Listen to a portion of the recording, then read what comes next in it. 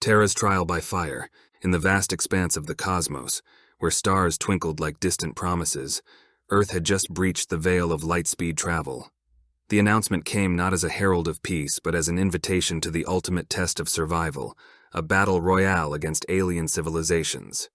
The instructions were clear: send a team of champions to participate or face an overwhelming force that would lead to ultimate annihilation. Among the stars, Earth was known by the moniker Terra, a name whispered with a mixture of curiosity and disdain by the cosmic elite. The invitation, draped in arrogance, underestimated Terra's newfound prowess, casting it as a mere pawn in a galactic game of conquest. As the Global Systems Authority rallied Earth's forces, the High Command ultimately decided on an elite group to represent their planet. Among them stood Lieutenant Marcus Kane, a veteran of countless conflicts, his eyes harboring the weight of worlds yet to be saved. The stage was set on a desolate planet, its surface scarred by eons of cosmic tumult. Across the battlefield, the other races assembled, each bearing the mark of their civilizations. The Kithari, with their sleek and iridescent exoskeletons, moved with an elegance that belied their deadly efficiency. Their eyes, glowing with an otherworldly light, surveyed the battlefield with an air of superiority. The Vornoth, towering behemoths clad in impenetrable armor, stood sentinel against the encroaching darkness. Their movements were deliberate, their strength a testament to the resilience of their species. The Dralnathi, ethereal beings of pure energy, danced amidst the chaos with otherworldly grace. Their forms shimmered and shifted with each passing moment, their intentions as inscrutable as the stars themselves. And the Kralk, primal warriors forged in the crucible of conflict, unleashed their fury upon the battlefield with savage abandon.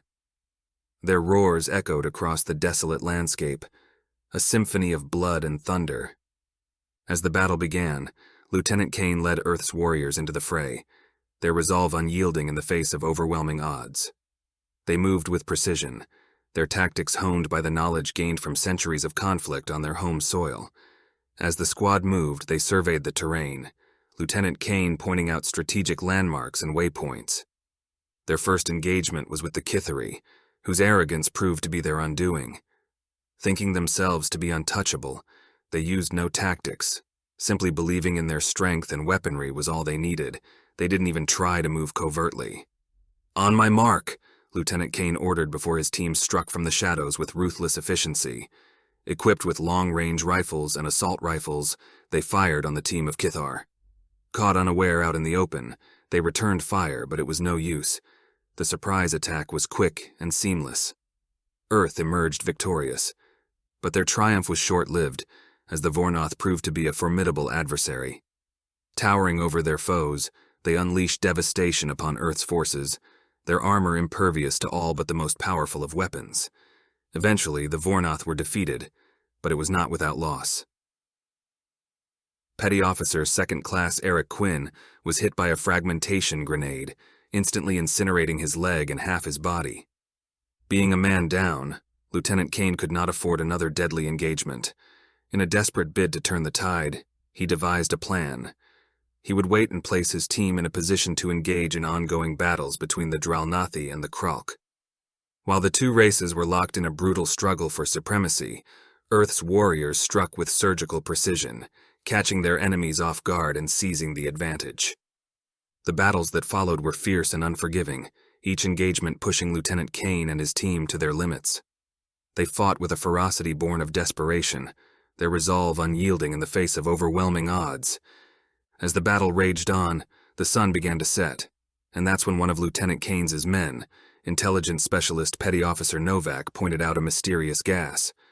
The gas began to seep into the battlefield, its effects growing more pronounced with each passing moment. With each inhalation, its tendrils crept closer, clouding the minds of combatants with a haze of confusion and fear. "It's poison," Petty Officer Novak yelled, turning toward the lieutenant. The lieutenant quickly realized that the gas was pushing each team closer and closer to each other. Forcing his hand and limiting his options, Lieutenant Kane gave out orders. "We need to move," he said, trying not to give away their position. "On me," the lieutenant barked, leading his team through the complex terrain of trees, bushes, and rocky elevation. As they made their way through the area, Lieutenant Kane stopped placing his hand up, giving the signal to stay still. Something could be heard through the distance. Amidst the chaos, Lieutenant Kane's tactical prowess shone through. He led his team in hit-and-run attacks, employing guerrilla warfare while incorporating tactics reminiscent of Earth's elite covert tactical units. Using the terrain around them, they struck swiftly and silently, disappearing into the shadows before their enemies could react. But as the final battle loomed on the horizon, Earth's warriors stood united against their foes, their spirits unbroken by the trials they had faced.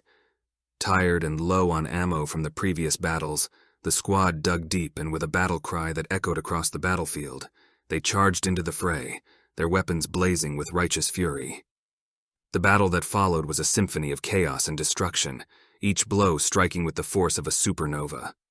Railguns thundered, plasma weapons seared the air, and amidst the carnage, Earth emerged victorious. But the cost had been great, the toll measured in lives lost and dreams shattered. As Lieutenant Kane, bruised and injured, surveyed the battlefield, he knew their victory had come at a heavy price. As Terra's champions stood amidst the ruins of their fallen foes, a new dawn beckoned on the horizon, a future forged in the fires of war, tempered by the blood of heroes. And as they gazed upon the stars above, Lieutenant Kane knew that their journey was far from over. For in the depths of space, where mysteries lurked and legends were born, Earth stood as a testament to the resilience of the human spirit, a beacon of hope in a universe consumed by chaos. And as they ventured forth into the unknown, their destiny awaited, a tapestry of possibilities waiting to be woven.